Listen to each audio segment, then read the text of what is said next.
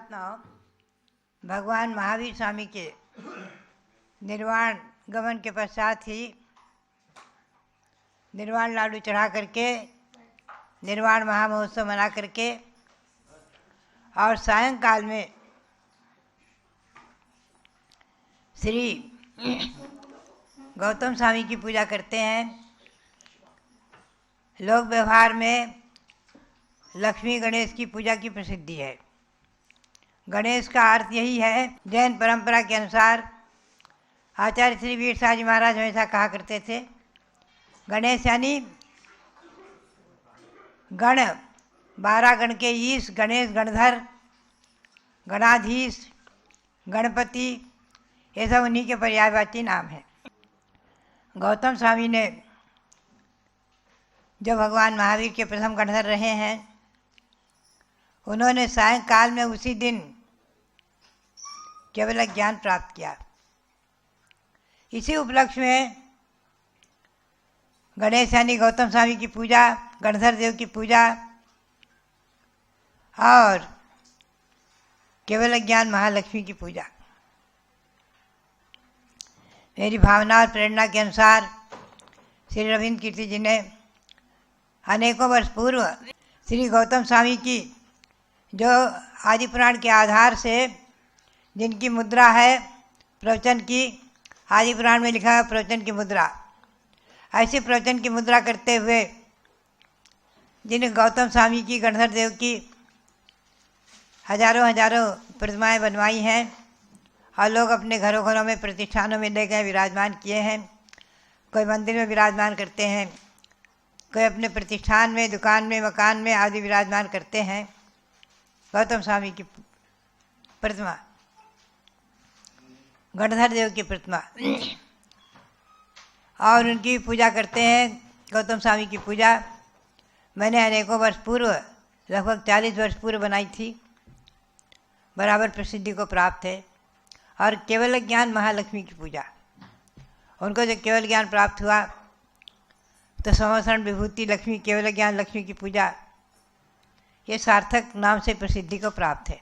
और दक्षिण में भी हमें ऐसे प्रमाण उपलब्ध हुए थे कुछ पुस्तकों में कि ये जो लक्ष्मी की मूर्ति है, सरस्वती और लक्ष्मी की मूर्ति, सरस्वती के बारे में तो मैंने अनेकों बार आपको बताया ही है कि सरस्वती की मूर्ति कोई व्यंतर देवी या भवनवासी देवी की नहीं है। 4 प्रकार के निकाय के जो देव हैं उनके देवियों की नहीं होकर के ये द्वादशांग का प्रतीक है। द्वादशांग के अंग से निर्मित है, द्वादशांग रूप से निर्मित है। और ऐसे ही लक्ष्मी की मूर्ति केवल ज्ञान लक्ष्मी की प्रतीक, और इन दोनों के मस्तक पर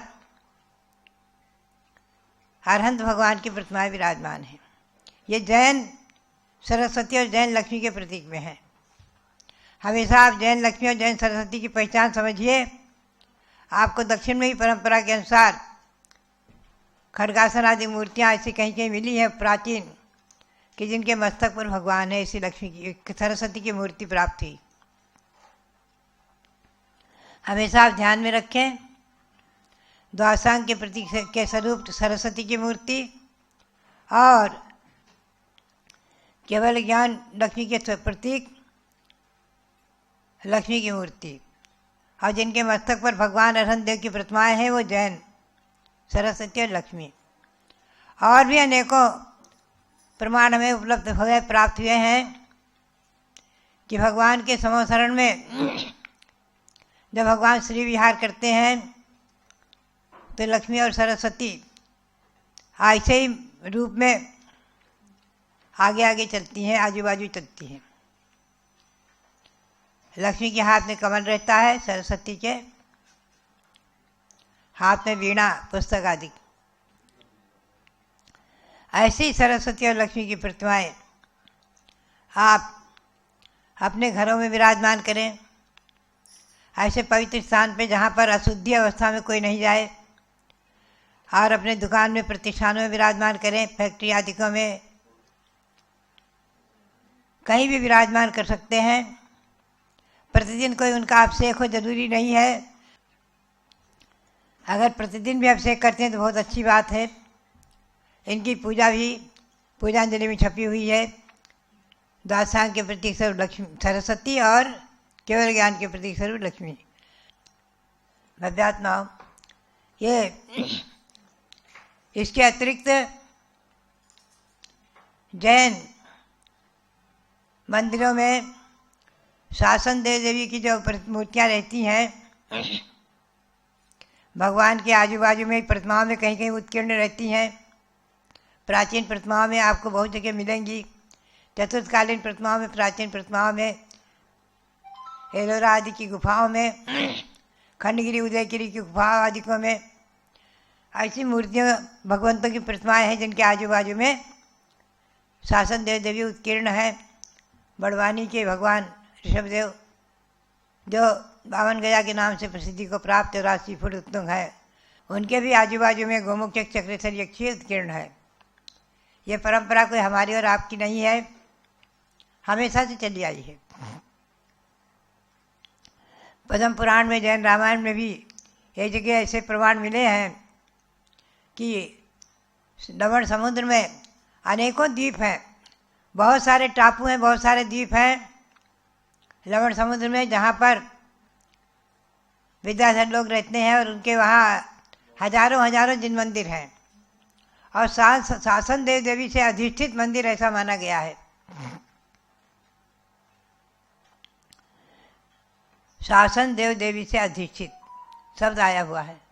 तो बात यही है कि आप हमेशा ध्यान में रखें, शासन देव देवी पद्मावती माता, उनके मस्तक पर भगवान पार्श्वनाथ की प्रतिमा, ये परंपरा भी हमने और आपने नहीं डाली है, बहुत ही प्राचीन काल से, चतुर्थ काल से चली आ रही है।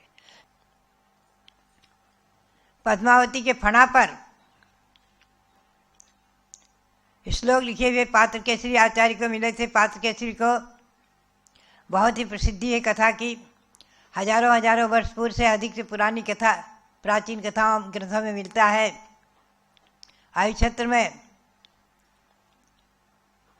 भगवान पार्श्वनाथ के फणा पर श्लोक लिखा हुआ प्राप्त हुआ, अन्यथा अनुपन्नतम यत्र तत्र त्रयण किम, नान्यथा अनुपन्नतम यत्र तत्र त्रयण किम आदि। और वो इस श्लोक को पढ़कर जैन धर्म के शाद्वाद मत से प्रभावित होकर के जैनेश्वरी दीक्षा लेकर पात्र केसरी के नाम से प्रसिद्धि को प्राप्त हुए। ऐसे अनेकों ही कथानक जैन ग्रंथों में, प्राचीन ग्रंथों में पाए जाते हैं। फणा सहित भगवान पार्श्वनाथ की प्रतिमाएं और पद्मावती माता की प्रतिमाएं, हुमच, पद्मावती, ज्वालामालिनी आदि तीर्थ दक्षिण में इन्हीं शासन देव देवी के नाम से, शासन देवियों के नाम से तीर्थ अति प्राचीन प्रसिद्धि को प्राप्त रहे हैं, जिनकी कथाएं हजारों हजारों वर्ष पुरानी है। तो भव्यात्माओं, बात यही है, श्रवणबेल गोल में भगवान बाहुबली के सामने बाहर में गुल्लकाई जी हाथ में कलसी लिए हुए उनकी मूर्ति बनी है, जो प्रतीक है कि जब मूर्ति निर्मित हुई है उसका प्रथम मस्तकाभिषेक जब हुआ है तो गुल्लकाई जी ने छोटी सी कलसी से किया और वो दूध इतना नदी के समान बह चला और नीचे जाकर सरोवर बन गया। ऐसी वहाँ प्रसिद्धि है। मैं वहाँ ईस्वी सन 1965 में 1 वर्ष पूरे रही हूँ और मैंने वहाँ का इतिहास अच्छी तरह पाया है, कन्नड़ में, मराठी में, और वहाँ के भट्टारक जी सब बताया करते थे। आज भी इतिहास प्रसिद्ध है। तो भव्यात्मा बातें है, प्राचीन इतिहास को, प्राचीन अवशेषों को, प्राचीन जो प्रतिमाएं हैं उनको झुटलाया नहीं जा सकता है, मिटाया नहीं जा सकता है और नष्ट भी नहीं किया जा सकता है। हमेशा ध्यान में रखें, अनादि परंपरा और भगवंतों के अभिषेक की जो 16 अभिषेक पाठ छपे हुए हैं, ईस्वी सन 1934-35 में उनका मैंने पुनर्मुद्रण यहाँ मेरी भावना के अनुसार हुआ है। आप उसे पाएंगे। आचार्यों के द्वारा पूज्यपाद आचार्य जो महान प्रसिद्धि को प्राप्त हुए हैं, जिन्होंने तत्वार्थ सूत्र पर सर्वार्थ सिद्धि टीका लिखी है, समाधि शतक इष्टोपदेश ग्रंथ लिखे हैं, वैदिक ग्रंथ लिखे हैं, आयुर्वेदिक ग्रंथ लिखे हैं, और जिन्होंने जैनेन्द्र व्याकरण बनाया है, ऐसे जैनेन्द्र व्याकरण के कर्ता श्री पूज्यपाद स्वामी विक्रम संवत 302 में हुए हैं। उनका बनाया हुआ आपसे एक पाठ, उसमें दिक्पाल क्षेत्रपाल आदि के आह्वानन और अर्घ के मंत्र हैं। आप चिंतन करें, हम और आप, इतने बड़े बड़े आचार्यों ने जो अपने पंचामृत अभिषेक पाठ में क्षेत्रपाल दिक्पाल आदिकों के अर्घ और शासन देव देवी के भी अर्घ उसमें अनेक पंचामृत अभिषेक पाठ में उपलब्ध हैं। हमेशा ध्यान में रखें, ये परंपरा कोई हमारी और आपकी नहीं है। यद्यपि आचार्य सांसार महाराज की परंपरा में परंपरा चली आ रही है, लेकिन ये आगम परंपरा है, आर्ष परंपरा है। आचार्य श्री वीरसाह जी महाराज ने एक बार कहा था खानिया में, ईस्वी सन 1956 में, कि आगम के अनुसार ही हमारे आचार्य देव गुरु महाराज ने, शांतिलाल महाराज ने बराबर परंपराओं को निर्वहन किया है। प्रतिदिन आप पंचामृत अभिषेक देखते थे, अंतिम क्षण तक देखा है, आखिरी दिन तक देखा है। मैंने स्वयं 1 महीने कुंथलगिरी रखकर अनुभव किया है, अपनी आँखों से आचार्य श्री को अभिषेक देखते हुए देखा है। हम लोग सब बैठते थे मंदिर में, कुंथलगिरी में भगवान का अभिषेक होता था। 24 भगवान विराजमान, 24 प्रतिमा और देश भूषण कुलभूषण की प्रतिमा, रोज पंचामृत अभिषेक होता था। आचार्य श्री देख कर ही उठते थे। उस समय ये भी चर्चा आई थी कि साधुओं के लिए, मुनियों के लिए, आचार्यों के लिए अभिषेक देखने का प्रमाण कहाँ है। तो हमने उनको दिखाया था, मूलाचार अनगार धर्मामृत आदि ग्रंथों में लिखा हुआ है कि अभिषेक वंदना के समय साधु 4 भक्ति पढ़ें, सिद्ध भक्ति, चैत्य भक्ति, पंचगुरु भक्ति और शांति भक्ति। तो अभिषेक देखेंगे, उसकी वंदना करेंगे, जब भी पढ़ेंगे ना भक्ति। तो बात यही है कि आचार्य सांसार महाराज की परंपरा, आर्ष परंपरा, आगम परंपरा के अनुसार हम सभी आज तक, मेरे को आज 70 वर्ष हो गए घर छोड़ करके, और इस त्याग मार्ग में आकर के आज तक मैंने बिना अभिषेक देखे आहार नहीं किया है। गुरु की आज्ञा के अनुसार कैसी भी नाजुक स्थिति रही तो कमरे में भगवान को ला करके विराजमान करके अभिषेक दिखाया गया। यही परंपरा गुरु की आज्ञा के अनुसार हमारी संघों में रही है। तो बात यही हमेशा ध्यान में रखें। आचार्य सांसार महाराज की परंपरा, अंकलीकर महाराज आदिसार की परंपरा, महावीर कीर्ति महाराज की परंपरा, ये कोई अपनी परंपराएं नहीं है, आगम के अनुसार परंपराएं हैं।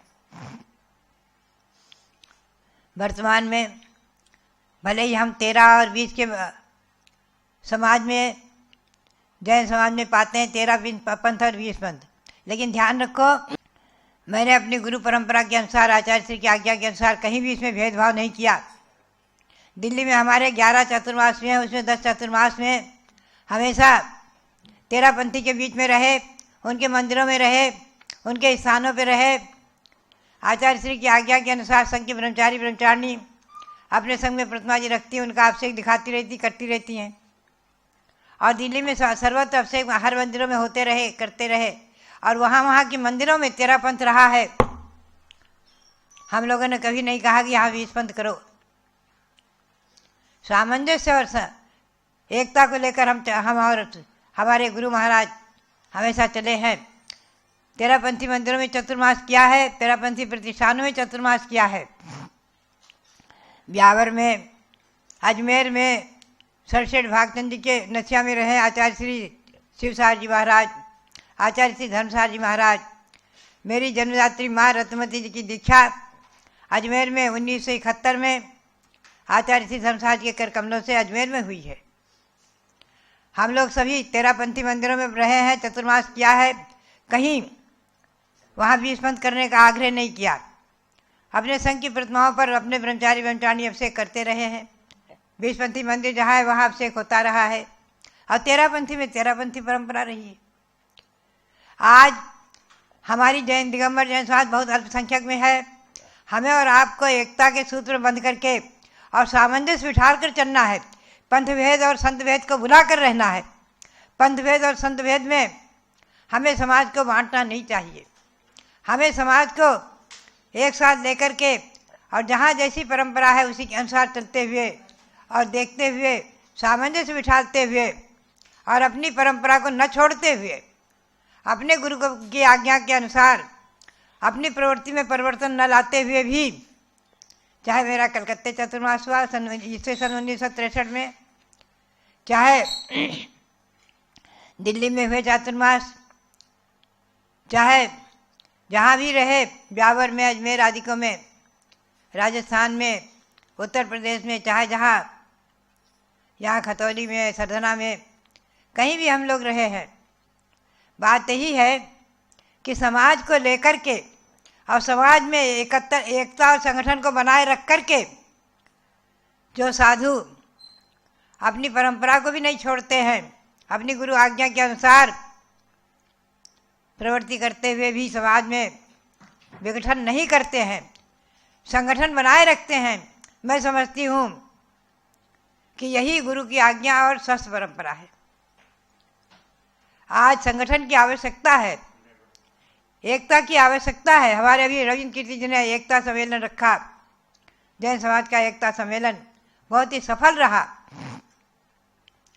बात यही है, हम और आप सभी एक सूत्र में बंधकर चले और जहाँ जैसी परंपरा है वहाँ वैसी रहने दें, उसमें हस्तक्षेप और किसी प्रकार का विरोध वातावरण ना करें। अभी कल परसों ही 2 दिन में कुछ लोगों ने आकर कहा कि हमारे मंदिर से रात की रात में पद्मावती देवी गायब हो गई। ऐसे अनर्थ नहीं होने देना चाहिए। जहाँ जैसी परंपरा है, जहाँ पद्मावती माता विराजमान है, आज हमारे यहाँ हसनापुर में बहुत एकीकरण है। प्राचीन मंदिर हमेशा तेरापंथ रहा है और वहाँ अंबिका देवी की प्रतिमा विराजमान है, जो यहाँ भूगर्भ से हमारे सामने ही नहर की खुदाई में प्राप्त हुई थी और आज तक जो है लगभग 40 वर्ष होने को आ रहे हैं, वो विराजमान हैं और लोग उनकी भी आराधना कर रहे हैं, भक्ति कर रहे हैं, अर्घ चढ़ा रहे हैं, पूजा कर रहे हैं। बात यही है, मैंने बुंदेलखंड में भी पाया, अनेकों जगह क्षेत्रपाल की प्रतिमाएं हैं, शासन देवियों की प्रतिमाएं हैं। बात यही है कि समाज में विघटन नीति को न ला करके, मेरा तो पूरी दिगंबर जैन समाज से कहना है, आह्वान है, एकता का संदेश घर घर में पहुंचाएं और ऋषभदेव प्रभावना महासंघ के माध्यम से भगवान ऋषभदेव के शासन की प्रभावना करें। इस युग के प्रथम तीर्थंकर भगवान ऋषभदेव और इसके पूर्व भी 24 तीर्थंकर हुए और आगे भी होंगे। तीर्थंकर परंपरा अनादि है, अहिंसा परमो धर्म अनादि है, जैन शासन अनादि है, जैनम जयतु शासनम। और अहिंसा परमो धर्म का प्रचार करते हुए, एकता के सूत्र में समाज को बांधते हुए, हम और आप संगठित रहते हुए जैन शासन की प्रभावना करते रहें, अहिंसा का संदेश घर घर पहुंचाते रहें। इसी भावना के साथ भगवान श्री शांतिनाथ कुंथनाथ हरिनाथ के श्री चरणों में कोटि कोटि अनंत अनंत बार नमन करते हुए और भगवान श्री ऋषभदेव के श्री चरणों में कोटि कोटि नमन करते हुए आप सबके लिए बहुत बहुत मंगल आशीर्वाद, बहुत बहुत मंगल आशीर्वाद।